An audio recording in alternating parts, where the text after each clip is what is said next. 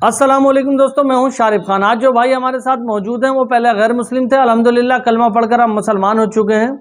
آج کی جو ویڈیو آپ دیکھنے والے ہیں اس میں یہ بھائی آپ کو بتائیں گے کہ یہ کیوں اسلام لائے اور اسلام میں لانے کے بعد ان کے ساتھ ساتھ کیا ہوا۔ یہ اپنی پوری سٹوری بتاتے ہوئے ان کی آنکھوں میں آنسو آ گئے ہیں، اور سچ تو یہ ہے کہ سننے والوں کی آنکھوں میں بھی آنسو آ جائیں گے۔ کیونکہ اتنی درد بھری ان کی کہانی ہے۔ یہ پہلے عیسائی دھرم سے تعلق رکھتے تھے، یہ عیسائی مذہب سے تھے، اس کے بعد یہ اسلام میں داخل ہوئے، ان کو کتنی پریشانیاں آئیں، لیکن انہوں نے اللہ کی رسی کو مضبوطی سے پکڑا رہا۔ اور سب سے خوبصورت سین آپ کو اس ویڈیو کے اندر یہ دیکھنے کو ملے گا کہ ایک عیسائی بھائی جو پہلے اسلام قبول کر چکا ہے، وہ دوسرے عیسائی بھائی کو اسلام قبول کرا کر دین میں لے کر کے آیا۔ بہت ہی خوبصورت منظر ہے۔ عبدالوارث بھائی پہلے عیسائی مذہب سے تعلق رکھتے تھے، پہلے انہوں نے خود اسلام قبول کیا، اس کے بعد 2000 سے زیادہ لوگوں کو اسلام میں لے کر کے آ چکے ہیں۔ آج جو بھائی ہمارے ساتھ موجود ہیں ان کا نام ہے یحییٰ۔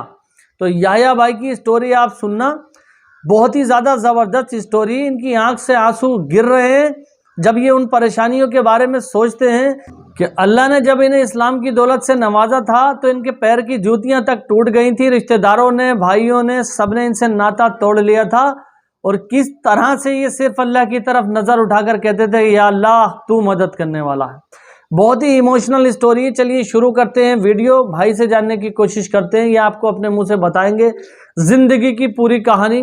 اور ان کی زندگی کا فلسفہ ایسا ہے کہ شاید ہی کسی کی آنکھوں میں آنسو نہیں آئے۔ تو شروع کرتے ہیں ویڈیو، جانتے ہیں بھائی سے، اور اس کے بعد آپ اور ہم ڈسکس کریں گے۔ بسم اللہ الرحمن الرحیم۔ تمام تعریفیں اللہ کے لیے جو رب ہے تمام جہانوں کا، اور لاکھوں درود اللہ کے نبی حضرت محمد مصطفیٰ صلی اللہ علیہ وسلم پر، ان کی ذات اقدس پر جنہیں رحمت بنا کر بھیجا گیا ہے۔ اس کے بعد آپ تمام معززین و احباب گرامی کی خدمت میں السلام علیکم ورحمۃ اللہ وبرکاتہ۔ بھائی نے چونکہ بلایا اس طرح سے ہے کہ مجھے سارے اپنے گزشتہ ایام یاد آئے تو تھوڑا ایموشنل ہو گیا ہوں میں، تو سمجھ نہیں آ رہی کہ کہاں سے شروع کروں بات کو۔ میرا نام یحییٰ بشیر ہے، کراچی سے تعلق ہے، فلسفے کا طالب علم رہا ہوں، اور اسی مضمون میں اللہ نے مجھے پڑھنے کی توفیق دی تو میں نے ماسٹرز تک تعلیم حاصل کی، کراچی یونیورسٹی سے ڈگری لی میں نے۔ اسکول کے زمانے سے ہی اسلام کو بھی پڑھا، اپنے مذہب کو بھی پڑھا، دیگر ادیان کو بھی دیکھا، تو تقابل ادیان کی طرف میرا تھوڑا سا رجحان بن گیا۔ شروع میں اپنے ہی مذہب پر میں نے تنقیدی اور تحقیقی نگاہ ڈالی۔ خاص طور پر آپ سب جانتے ہیں عقیدہ تثلیث عیسائیت کا ایک بنیادی عقیدہ ہے، تو اس کے بارے میں میں نے سوچنا شروع کر دیا کہ آخر ایک تین اور تین ایک کیسے ہو سکتے ہیں۔ اور جب میں نے کچھ کتابیں پڑھی جو مسیحی مصنفین کی لکھی ہوئی ہیں، تو ان میں نے دیکھا کہ فلسافیکل لینگویج اس میں بہت زیادہ استعمال کی گئی ہے۔ جب ٹرینٹی کی وہ تشریح کرتے ہیں تو فلسفیانہ زبان کا بہت زیادہ استعمال ہوتا ہے اس میں۔ تو یہیں سے میں نے فیصلہ کیا کہ میں اس مضمون میں آخر تک پڑھوں گا، اور اس کو سمجھنے کے بعد، کیونکہ ہر کتاب میں یہ لکھا ہوتا ہے کہ جی یہ ایک بھید ہے، یہ ایک مسٹری ہے، اس لیے انسان اس کو نہیں سمجھ سکتا۔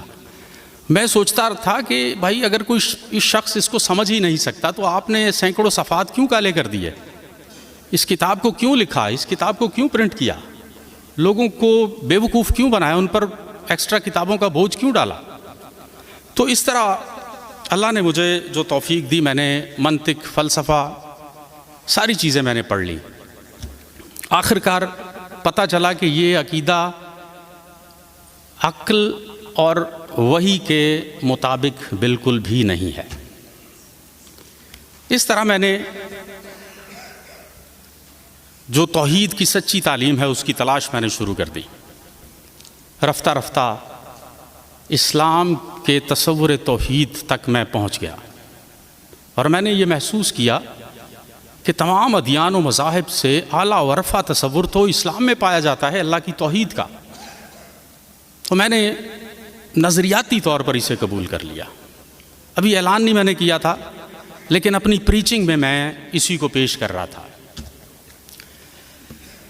اب تسلیسیوں کا سر کھٹکا، انہوں نے کہا کہ یہ بندہ کچھ فرق قسم کی تعلیم ہمیں سکھانے کی کوشش کر رہا ہے۔ مخالفت شروع ہو گئی، بہت سے پروپیگنڈے شروع ہو گئے، یہاں تک کہ اخبار میں ایک خبر لگا دی گئی میرے متعلق کہ میں مسلمان ہو چکا ہوں، حالانکہ تب تک نہیں ہوا تھا۔ اس خبر کا چھپنا تھا کہ چرچز میں، سوسائٹی میں دوست احباب جتنے بھی میرے واقف خار تھے، ان میں ایک طرح کی بے چینی پیدا ہو گئی کہ آخر یہ ہوا کیا ہے، اس شخص کو کیا ہو گیا ہے۔ اچانک سے ہمیں یہ خبر ملی ہے، اور باقاعدہ جب اخبار میں پرنٹ ہو تو لوگ یہ نہیں سوچتے کہ یہ سچی ہے جھوٹی ہے، صرف لوگ یقین کر لیتے ہیں کہ چونکہ اخبار میں چھپ گئی ہے، اخبار والوں نے پوری تحقیق کر کے لگائی ہوگی، تو لوگوں نے یقین کر لیا اس پہ۔ پھر میرے لیے میرے بھائی بھی پرائے ہونا شروع ہو گئے، شکوک و شبہات علاقے میں ایسے پھیلے کہ چرچز میں باقاعدہ گرجوں میں میرے خلاف اعلانات کیے گئے۔ میں فائٹ کرنے کی کوشش کرتا رہا، اس اخبار کے ایڈیٹر کے گھر گیا، چیف ایڈیٹر سے بات کی، ریزیڈنٹ ایڈیٹر کے ساتھ میں نے بات کی، بہت سے لوگوں کے ساتھ میں نے بات کی۔ پھر میں نے سوچا کہ میں کیوں اپنا ٹائم ضائع کر رہا ہوں، کیوں اپنا وقت میں ضائع کر رہا ہوں۔ مجھے کچھ کام کرنا ہے دنیا میں، اور میں صفائیاں دیتا پھروں۔ اس طرح میں نے پھر تھوڑی گوشہ نشینی اختیار کر لی، میں نے لوگوں کو صفائیاں نہیں دی، لیکن اسی دوران اللہ نے مجھے ہدایت دی، ہمت دی، حوصلہ دیا، تو دل میں یہ خیال آیا کہ کیوں نہ اعلانیہ طور پہ اس کا اظہار کروں، کیونکہ نظریاتی طور پر تو میں مسلمان ہی ہوں آخر، تو میں کیوں اس کو چھپاؤں، کیوں اس کا انکار کروں، کیوں لوگوں کے ساتھ فائٹ کروں۔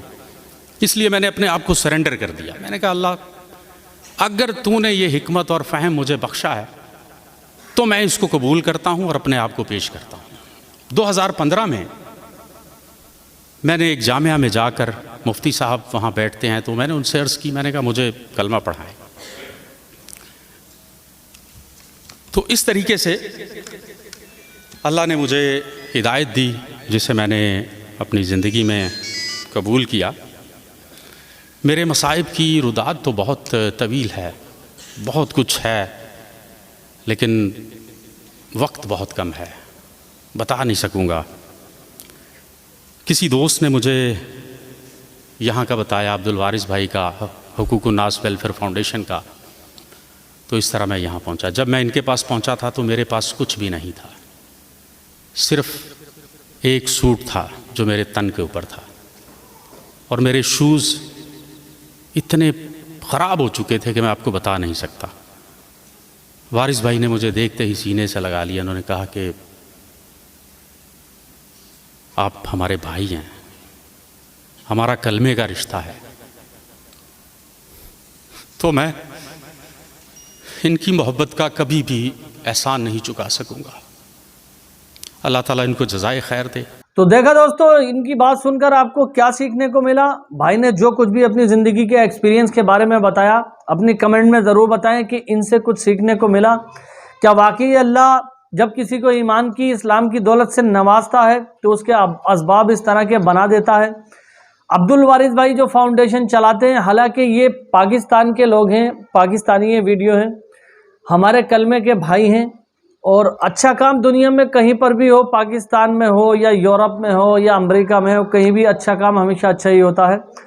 جناب محمد رسول اللہ نے جو دین سکھایا تھا لوگوں کو، اس کو آگے بڑھانے کی یہ لوگ کوشش کر رہے ہیں، اور انہوں نے بھی بتایا تھا کہ میرے بعد، یعنی کہ جب میں ظاہری طور پہ سب کی آنکھوں سے اوجھل ہو جاؤں گا، دنیا سے چلا جاؤں گا، تب اس کو، اسلام کو آگے بڑھانے کی ذمہ داری آپ لوگوں کی ہوگی۔ کچھ لوگ اس فرمان کو بھول چکے ہیں اور کچھ لوگوں کو یہ فرمان یاد ہے جو ابھی تک کام کر رہے ہیں۔ حالانکہ ہر ایک ویکتی کی یہ ذمہ داری ہوتی ہے، چاہے آپ 1 مہینہ لگا کے آؤ، 15 دن لگا کے آؤ، 2 دن، 1 دن لگا کے آؤ، لیکن آپ کسی بھی جماعت میں جاؤ، لوگوں کو سمجھاؤ، دین کی طرف رجوع کرو۔ سب سے پہلے میرے اپنے آپ کو بولتا ہوں کہ میرے اوپر بھی یہ بات لاگو ہوتی ہے، تو اس چیز سے ہم لوگ بہت پیچھے ہیں۔ بہت ہی زیادہ بڑے پیمانے پر لوگ جاؤ اور لوگوں کو سمجھاؤ. جماعت میں جانا بہت ضروری ہوتا ہے. اس میں جانے سے آپ خود بھی سیکھتے ہیں دین اور دوسروں کو بھی سکھاتے ہیں. تو سب سے پہلے تو اس میں اپنا بہت بڑا فائدہ ہوتا ہے, اس کے بعد دوسرے لوگوں تک بھی ایمان پہنچتا ہے. تو اب امید کرتا ہوں کہ اس ویڈیو سے جو کچھ بھی آپ کو ملا ہوگا آپ کمنٹ میں ضرور بتائیں گے. انشاءاللہ پھر ملوں گا اسی طرح کی ایک نئی ویڈیو کے ساتھ. میں ریورٹ اسٹوری آپ کے لیے لے کر کے آتا رہتا ہوں. تو دعاؤں میں یاد رکھنا اپنے بھائی کو. خدا حافظ. جے ہند جے بھارت.